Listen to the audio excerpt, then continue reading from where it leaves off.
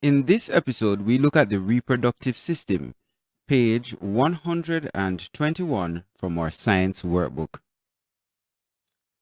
All living things reproduce or produce more of their own kind. This process is called reproduction. Different kinds of animals reproduce in different ways. Humans reproduce sexually. The male reproductive organs consist of the penis and two testes which lie in a special sac called the scrotum. The testes produce the male sex cell called sperms. Sperms leave the body through the penis in a liquid called semen. The female reproductive organs include ovaries, uterus or womb, and the vagina. The uterus is a muscular organ. It has the strongest muscles in the human body. The fallopian tubes are located on both sides of the uterus. The function of the uterus is to receive and care for the developing baby called the fetus. The neck or cervix of the uterus projects into the vagina. The vagina is a passage between the uterus and the vulva of a woman. The vulva is the external opening of the vagina. The female sex cells are called eggs. These eggs are produced and stored in two glands called ovaries which lie on either side of the abdomen. The ovaries release hormones which control the woman's reproductive cycle. The ovaries take turns to produce and release an egg each month. If the egg is not fertilized, blood and other substances are discharged from the lining of the uterus through the vagina. This cycle is called menstruation. So we look at page 121 and we will see two diagrams there. The diagram to the top shows the male reproductive system. So we have the bladder, the urethra, that would be the tube carrying what? Urine from the bladder outside.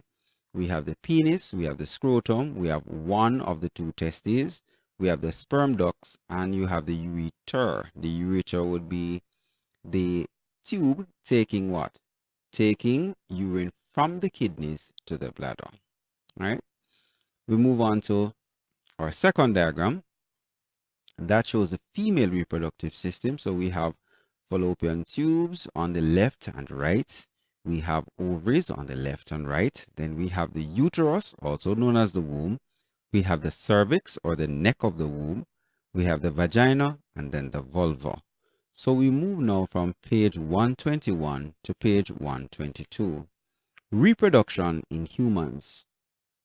There are always two parents involved in sexual reproduction. In humans, during sexual intercourse, the male introduces his sex cells or sperm into the body of the female. Inside the female's body, one of the sperm cells combines with an egg cell in the fallopian tubes that lead into the uterus. This is called fertilization. Almost immediately, the fertilized cell begins to change. The cell starts to divide.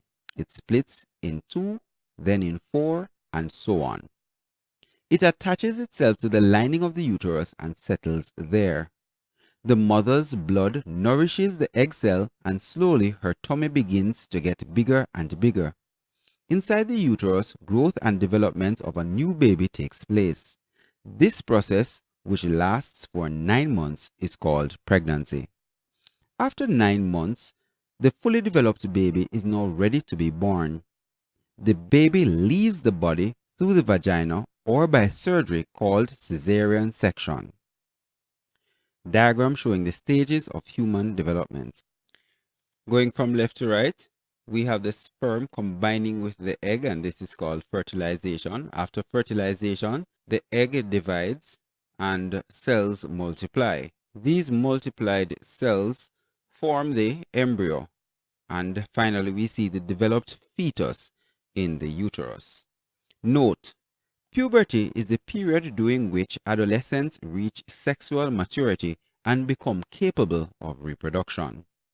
Some changes in females at puberty: pubic and underarm hair begin to grow. Breasts and nipples begin to develop. Ovaries start producing eggs. Females become attracted to the opposite sex. Menstruation begins, and upper body and hips broaden. Some changes in males at puberty: pubic, underarm, body, and facial hair begin to grow. Penis grows. Testes start producing sperms. Shoulders and chest broaden. Males become attracted to the opposite sex. Now it's time for our unit review. Fill in the spaces from the word list below to complete the given paragraph. So we have ovaries, eggs, sperm, reproduce, offspring, puberty, fertilization, sexual, testes, sex organs.